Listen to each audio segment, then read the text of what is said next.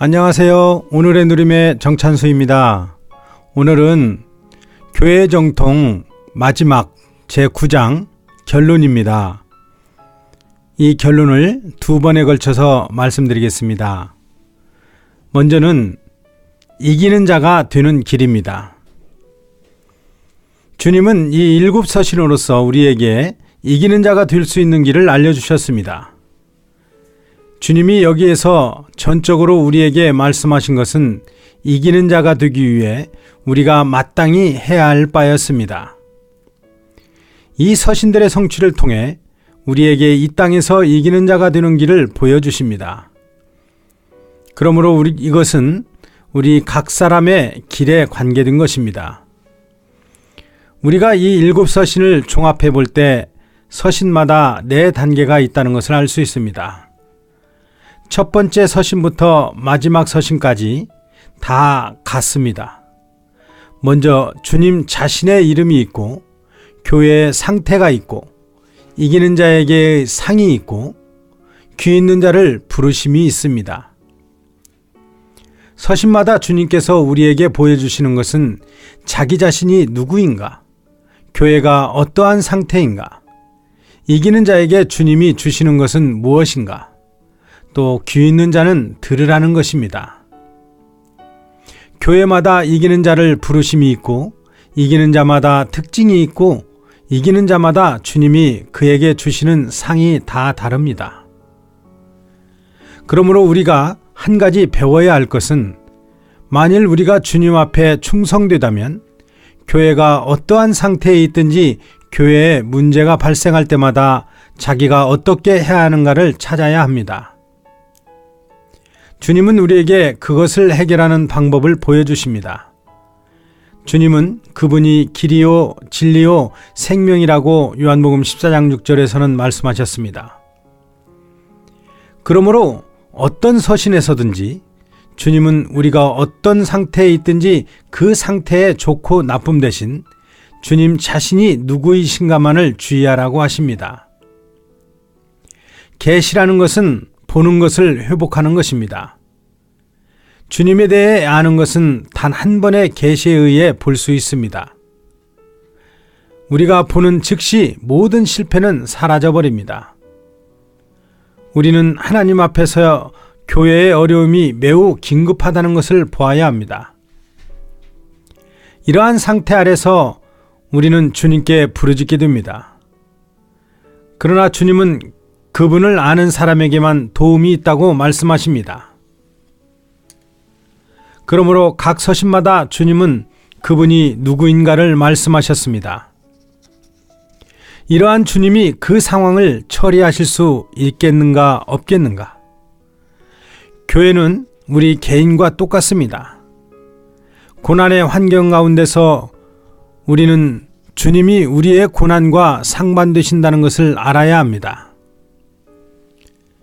다른 문제는 차후의 문제입니다. 모든 문제에 대한 해결은 얼마나 우리가 주님을 아느냐에 달려 있습니다. 어떤 사람은 많이 감당할 수 있으나 어떤 사람은 조금밖에 감당할 수 없습니다. 감당하는 것이 많고 적음은 그가 주님을 얼마나 아느냐에 달린 것입니다. 그러므로 일곱 서신을 열 때 주님이 어떠한 분이신가에 주의해야 합니다. 주님을 알지 못하면 교회도 알 수 없습니다. 많은 사람들이 보지 못했기 때문에 오늘날 교회의 상태에 만족하고 있습니다. 그들은 보좌에 앉아 계신 분이 어떤 분인지 보지 못했고 주님의 영광과 미덕의 다른 방면을 보지 못했습니다. 만일 우리가 주님을 안다면 우리는 사람의 죄와 교회의 죄를 발견할 것입니다. 모든 문제에 대한 해답은 우리가 주님을 얼마나 아느냐에 달려 있습니다. 하나님을 아는 것이 많지 않은 사람은 하나님에 대한 계시가 많지 않으므로 주제넘은 일들도 잘 용납합니다. 주님 앞에 서 있는 사람을 위해 주님은 그의 뜻에 합당치 않은 것을 제해버리십니다.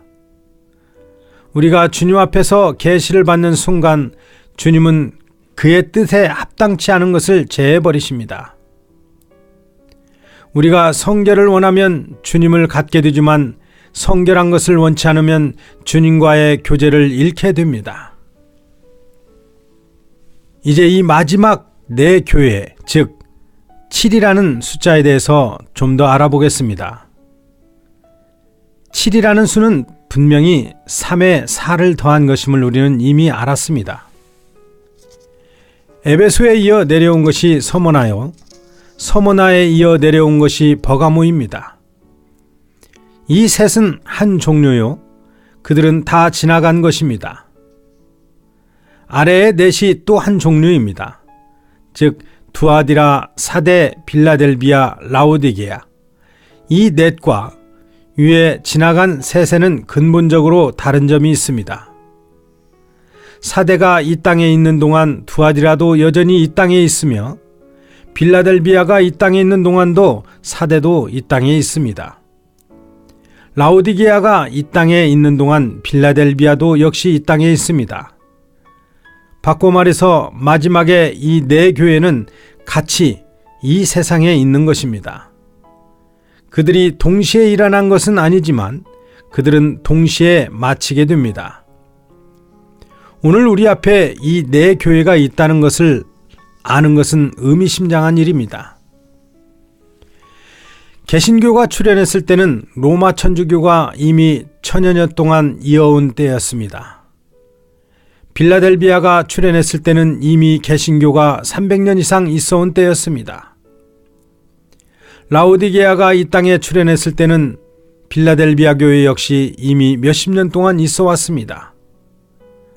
오늘 이 시대에 태어난 우리에게 한 가지 특별한 일이 있는데 그것은 곧 우리가 이 네 가지의 다른 교회 중에서 한 가지를 선택할 수 있다는 것입니다. 만일 우리가 14세기나 15세기 전에 태어났다면 아마도 로마 천주교회에는 갈 길이 없었을 것입니다. 만일 우리가 18세기에 또한 태어났다면 로마 천주교가 아니면 개신교를 선택할 수밖에 없었을 것입니다. 또한 19세기 곧 1825년 빌라델비아가 출현하고 형제들이 일어났을 때에는 세 가지 중에서 선택할 수 있었습니다. 1840년에 이르러서는 라오디게아가 출현했습니다. 오늘은 이 네 가지의 다른 교회가 있습니다. 이 넷 안에는 더 나은 사람도 있고 더 못한 사람도 있으나 다 구원받은 사람이 있습니다. 하나님은 우리를 여기에 두어 이 네 가지 길을 우리에게 주시고 우리로 갈 길을 선택하게 하십니다. 그러나 주님은 그의 뜻을 열어 우리에게 보여주십니다. 그러므로 오늘 하나님의 자녀들이 마땅히 주의해야 할 하나의 큰 문제가 있습니다. 이 시대에 하나님이 우리에게 보여주시는 것은 이 서로 다른 네 가지 교회입니다. 우리는 또 이것을 로마 천주교, 개신교, 서로 사랑하는 형제들, 즉 형제회라고도 말할 수 있습니다. 네 번째 형제회는 이미 라오디게아의 위치로 떨어졌고 그 단체는 이미 하나의 종파로 변질되었습니다. 내가 어떤 형제에게 물어본 적이 있습니다.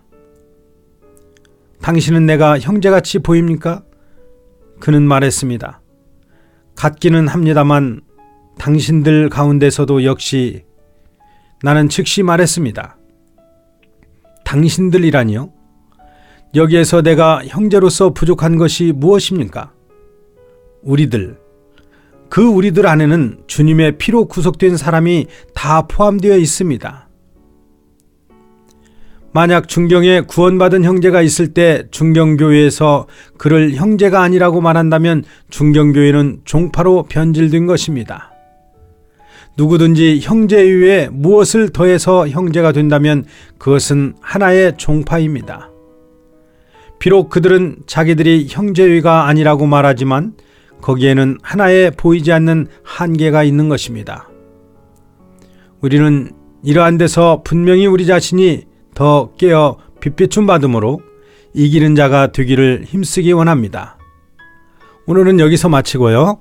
다음 시간에는 오늘날의 빌라델비아 교회에 관해서 교통해 드리겠습니다. 감사합니다.